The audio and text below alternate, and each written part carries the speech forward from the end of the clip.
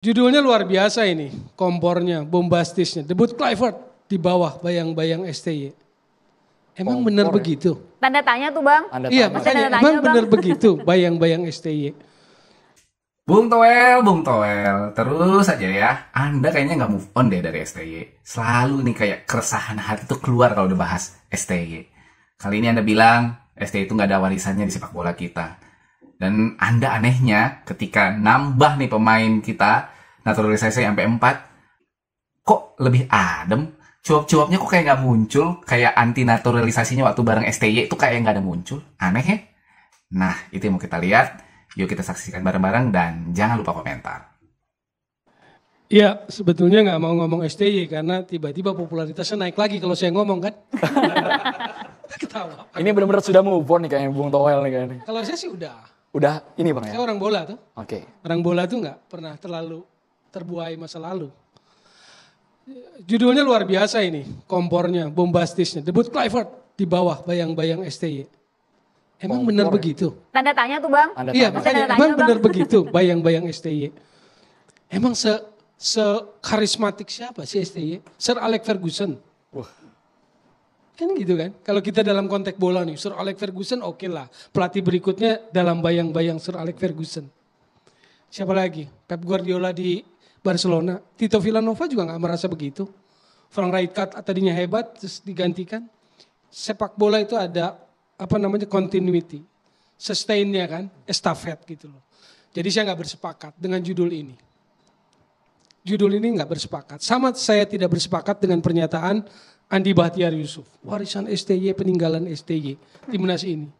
Ada Bambang Nurdiansyah, pemain bola, top scorer, jadi pelatih, sekarang orang teknikal. Nanti kita tunggu pemikirannya. Tapi menurut saya keberatan atau dengan warisan STY itu. Memangnya apa warisan STY itu? Naturalisasi. Naturalisasi itu kebijakan federasi. Siapapun pelatihnya kalau federasi tidak mengketok palu untuk naturalisasi nggak terjadi. Karena naturalisasi bukan persoalan teknikal. Dia melibatkan persoalan negara, administrasi hukum negara kan. Cocok catatan demokrasi ini kan. Jadi Cocokologi. Jadi kadang kita bicara tentang sepak bola, warisan STY apa? Naturalisasi is not. Gitu loh.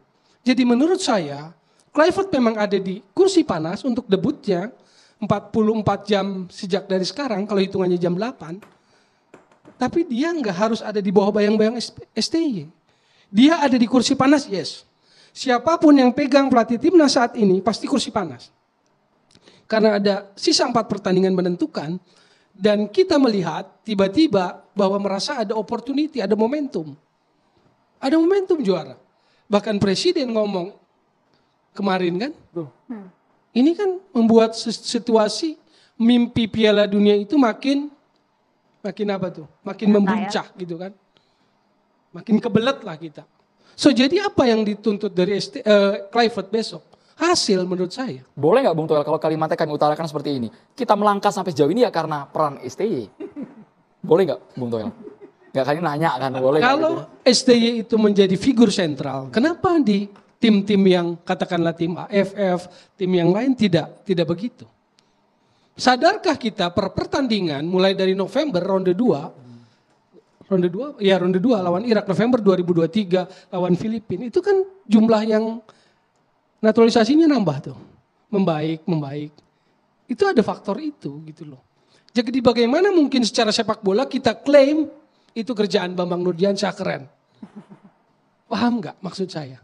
Itu kerjaan STY keren. Sekarang nambah lagi kan. Sebagai sebuah policy itu haknya federasi oke. Bahwa ada catatan lain seperti Bung Joy bilang tadi. 2023 sih udah bicara itu. Tapi kemudian dicap anti naturalisasi. Saya nggak persoalkan half blood, enggak. Saya nggak persoalkan aturan yang membolehkan itu, enggak. Saya bicara tentang masa depan sepak bola Indonesia. Saya membicarakan itu. Sampai kapan? Apa artinya kompetisi? Kan gitu. Kan semuanya itu etalasenya. Timnas itu end product. End product dari sebuah proses sepak bola yang namanya football development dari bawah. Ada grassroots, ada youth, ada elite youth, ada professional league. Lalu ada national team di atas. Dia end product dari proses itu. Tapi kita sedang mengambil kebijakan akselerasi federasi lewat yang namanya naturalisasi. Salah tidak? Bukan benar salah. Oke kalau benar salah itu. Kenapa? Karena mimpi ingin Piala Dunia itu. Menarik nih. Ini umpan lambung dari Bung Toel harus disebut Kasih sama umpan Pangeran lambungnya. Siahaan. Bung Toel. Jadi Kluivert tidak seharusnya berada atau merasa bayang-bayang STY. Meskipun Ini nama-nama kalau yang dia atletik, berangkat kan juga sama. Ini dengan kalau tulisan zaman atletik, STY, Bang. tiba-tiba kalau atletik, ini kayak lari 4 kali 100 meter final. Lap terakhir 100 meter final diserahin pada orang. Estafet, itu lebih sportif ngomongnya, lebih sporting kita. Kita butuh akselerasi terakhir, finishing 100 meter. Setelah 3 pelari jalan, termasuk STY di belakang. Kasih tongkat STV. Ketimbang ngomong soal warisan, ketimbang ngomong soal peninggalan yang seolah-olah beliau ini Sir Alex Ferguson. Oke, gitu. artinya jangan bayang-bayang lah karena STY gak ada waris. Bung Toel. Wow, dibahas tuh ya tentang naturalisasi. Katanya, saya tidak anti, ini bukan masalah benar salah, tapi bagaimana nih nasib kedepannya. Gitu kata dia, oke. Tapi kok lebih soft ya ngomongnya? Soft spoken gitu ya. Beda banget kalau zamannya STY. Wah, baru aja wacana, belum sumpah. Wah, ngomong Anda tuh kemana-mana, Pak. Ngomong Anda itu kemana-mana, Bung. Seolah-olah dosa banget namanya STY itu. Gimana pemain kita lokal, gimana bla bla bla. Kebanting kan sekarang, Anda juga malah lebih mingkem sekarang. Tuh 4 tuh nambah tuh pemain tuh, 4 tuh nambah. Mana suara Anda baru tadi malam saya lihat Anda ngomong kayak gitu. Itu pun lebih soft. Kemana selama ini? Dan Anda bilang pemain ya, andalan STY ya gitu-gitu aja kayak nggak berkualitas bla bla segala macam. Buktinya yang dipanggil Kluivert pun hampir semuanya yang sesuai dengan line up-nya STY. Dan nambah lagi ya pemain naturalisasinya. Ya wajar, berarti kualitas yang STY waktu itu belum tergantikan ketika ada pemain naturalisasi 4 orang langsung masuk. Tapi yang lainnya kan semuanya punyanya line up-nya STY. Siapa? Sadil. Sadil kan nggak dipanggil. Mark Locke nggak dipanggil juga tuh. Jadi kalau saya pikir apa yang Anda bilang waktu itu masalah naturalisasi Anda ngamuk-ngamuk, terus yang di sini Anda lebih soft spoken, berarti Anda memang menurut saya ya double standar, Bung. Kali ini Anda lebih kalem, walaupun sedikit mempertahankan tentang prinsip, tapi nggak segalak yang waktu itu ya. Kayaknya STY itu dosa sekali di mata Anda pada saat itu. Itu pertama mengenai naturalisasi. Yang kedua, Anda bilang masalah warisan. Warisan. Anda bilang ini masalah federasi kan, masalah naturalisasi itu bukan masalah STY. Betul, masalahnya naturalisasi adalah masalahnya federasi, dalam hal ini adalah PSSI. Tapi atas rekomendasi siapa? Pelatih kepala, yaitu Sintayong. Kan begitu. Sintayong butuh yang gini standarnya. Gini standarnya yang selama ini blueprintnya tuh nggak jelas di pelatih manapun sebelum STY. Luis Milla oke lah, tapi kan keputus kan? Gajinya nggak dibayar sama PSSI kemarin, makanya diputus. Nah pas STY berani nih Erick Thohir jangka panjang. Dan blueprintnya bagaimana? Begini. Karena kualitas pemain Liga 1 memang tidak sesuai standar sama STY. Makanya dia potong generasi. Jangan lupa gitu loh. Jadi naturalisasi ini pun tetap namanya ada warisan seorang STY. Bukan masalah PSSI dong. Betul itu tugas negara. Bukan masalah warisan, itu yang tugas negara. Kalau menghambat berarti ada yang masalah. Kan gitu, di negaranya ada yang masalah. Justru ini kan tugas negara. Tapi kalau pas pemain-pemain ini datang, jangan-jangan itu juga melihat sosok STY, lihat programnya. Kenapa Malaysia gagal naturalisasinya? Kenapa kita sukses? Ya blueprintnya dari seorang Erick Thohir, ya berkoordinasi dengan seorang Sintayong yang butuh pemain seperti apa.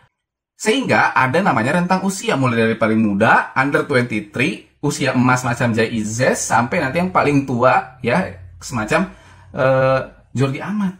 Nah itu kan bentuk naturalisasi yang pastinya rekomendasi seorang Sintayong. Apa buktinya lagi? Itu Lionel Rangers, kenapa nggak dipakai? Karena memang nggak sesuai pakemnya STY. Berarti itu salah satu bukti kalau apa yang dimau sama STY itu menjadi standar. Ya PSSI mungkin cari alternatif tapi nggak sesuai standar STY. Atau Lionel Rangers sesuai nih tapi pas lagi latihannya enggak gitu loh. Berarti tetap dong ini warisan STY Sintayong. Jangan lupa ya, mental pemain itu berubah tuh gara-gara siapa sih? Kemampuan fisik pemain tuh dari awal diubah oleh siapa sih? Ya Sintayong. Kemampuan fisik pemain itu gara-gara Sintayong. Mental pemain Yang kita lihat sendiri pantang menyerah, udah ketinggalan masih bisa ngejar. Itu dari mana? Sintayong. Dengan keterbatasan naturalisasi yang ada pada saat itu. Lihat nih hasilnya. Dan yang paling penting, siapa yang berani memotong generasi? Kalau bukan Sintayong, itu warisan paling nyata. Makanya lahirlah seorang Marcelino, Rizky Ridho. Itulah warisan STY yang tak pernah bisa dilakukan pelatih manapun. Memotong generasi demi timnas yang sekarang ini loh. Udah nyampe kualifikasi babak ketiga ini loh. Yang udah di Piala Asia masuk babak 16 besar loh. Yang Piala Asia Under 23-nya di semifinal loh. Dan sekarang Under 20-nya juga ikut lagi Piala Asia. Itu dari warisan siapa? Termasuk yang Novarianto. Itu semua kan warisannya STY.